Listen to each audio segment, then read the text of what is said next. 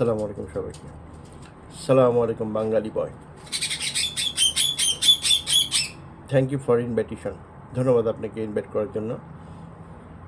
আমি আসলে মালয়েশিয়াতে অনেক ইনভাইট পেয়েছি, অনেকে আমাকে ইনভাইট করেছে, কিন্তু আমি যাই না সাধারণত। আমি একটু নিরিবিলি আর একা থাকতে পছন্দ করি।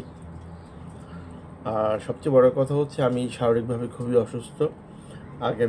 আমি আজকে রাত্রেই চলে যাব সিঙ্গাপুর আমার লিভারটা স্ক্যান করার জন্য। এখানে 2-3 বার স্ক্যান করা হয়েছে, তবে আমার মনে হয় একটু সামথিং রং, কোনো সমস্যা আছে। সো আমি সিঙ্গাপুর যাব আজকে রাত্রে, আমি ড্রাইভ করে চলে যাব। সো আসতে পারবো না। আর আমি সুস্থ থাকলেও সাধারণত আমি এই সমস্ত মিটিংয়ে, মিছিলে, সংঘবদ্ধতে আমি জড়িত নয়। আমি একটু ডিফারেন্ট টাইপের। আমি একা থাকতে পছন্দ করি। কেউ ভালো লাগলো কি না লাগলো তাতে আমার কিছু যায় আসে না। আমি নিরিবিলি থাকাটা পছন্দ করি। যেহেতু আমার যখন কোনো সমস্যা হবে তখন কিন্তু আপনারা আসবেন না ফেস করতে, আমাকে নিজেই ফেস করতে হয়। সেক্ষেত্রে আমি আমার নিজের সেফটাই সবচেয়ে ভালো মনে করি। দ্বিতীয়ত, এই সমস্ত সংঘবদ্ধ ব্যাপারে যখন জড়িত হব, 10 জনের সাথে মিলে যখন একটা ভালো কাজ করার উদ্যোগ নেব, তখন বাকি 9 জন ভাববে আমি টাকা খেয়েছি। এই জিনিসটা আমার একদম পছন্দ না। সো আমি মিথ্যে অপবাদ আর প্রচারণা থেকে একটু আলাদা থাকতে চাই, একটু সেফ থাকতে চাই। সবার ক্ষেত্রেই কথাটা, সবার ক্ষেত্রে, শুধু বাঙালি বয়ের জন্য না, সবার জন্যই। বাংলাদেশিরা হচ্ছে পৃথিবীর মধ্যে সবচেয়ে দয়াময়, ইমোশনাল, ভালোবাসা মানুষ। আর এই পৃথিবীর মধ্যে বাংলাদেশিরাই হচ্ছে সবচেয়ে খারাপ মানুষ। ভালো মানুষ বলতে, আপনি যান আপনার ফ্রেন্ডের বাসায়, আত্মীয়র বাসায়, ওনার কাছে যদি টাকা না থাকে, উনি ধার করে আপনাকে খাওয়াবে। এই মানবতাটুকু বাংলাদেশি পৃথিবীর মধ্যে সবচেয়ে ভালো মানবতা।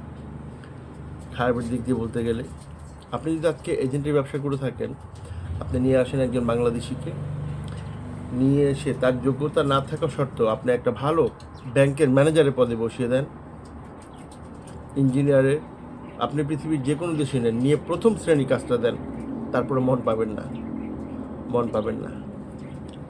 আমি আমার জীবনের শেষ প্রান্তে চলে এসেছি।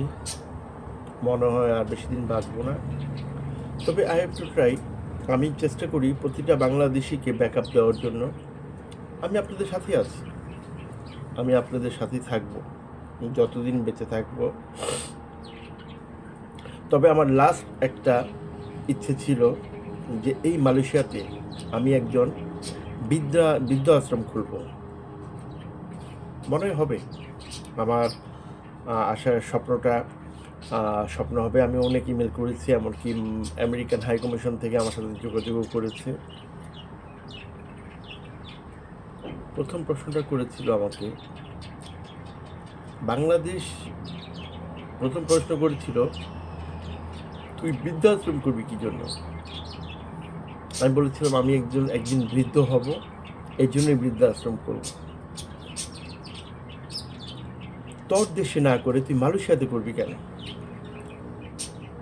আমার দেশে আমি যতটুকু ভরসা পাই তার চাইতে হাজার হাজার গুণ ভরসা পাই এই বিদেশের মাটিতে, এই জন্যই করব। এটা হচ্ছে আমার জীবনের সর্বশেষ চেষ্টা। আমার জন্মের পর থেকে আজকে এখন পর্যন্ত আমি যা চেয়েছি তাই পেয়েছি।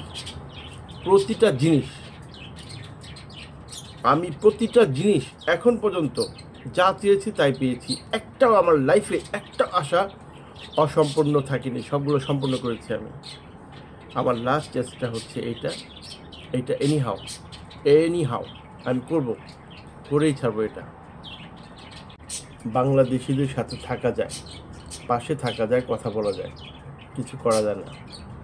কিছু করতে গেলেই এই মাথার উপরে এক বস্তা অপবাদ, মিথ্যে অপবাদ, চুরির অপবাদ দিয়ে ফিনিশ করে দিবে।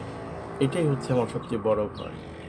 এই জন্যই সবসময় আমি চেষ্টা করি আমাদের বাংলাদেশি ভাইদের কাছ থেকে একটু দূরে থাকার জন্য, একটু আলাদা থাকার জন্য। আজকে টাকা নেই, কালকে আপনার অনেক টাকা হবে। পৃথিবীর ধনীদের তালিকায় আপনার নামও বসবে, কিন্তু মান সম্মান যদি একবার চলে যায় সেটা ফেরত পেতে খুব ডিফিকাল্ট। ধরেন এটা কালো তিল, কালকে আমি অপারেশন করে এটাকে ফেলে দেব, কিন্তু ওই জায়গাটাতে একটা দাগ থেকে যাবে, সেই দাগটা থাকবে মৃত্যুর আগ পর্যন্ত। মানুষের লাইফও ঠিক সেরকমই একটা ব্যাপার। সো আপনাকে অনেক অনেক ধন্যবাদ। যদি কিছু খারাপ বলে থাকি মাফ করে দিবেন। তোমার শিখে যাব।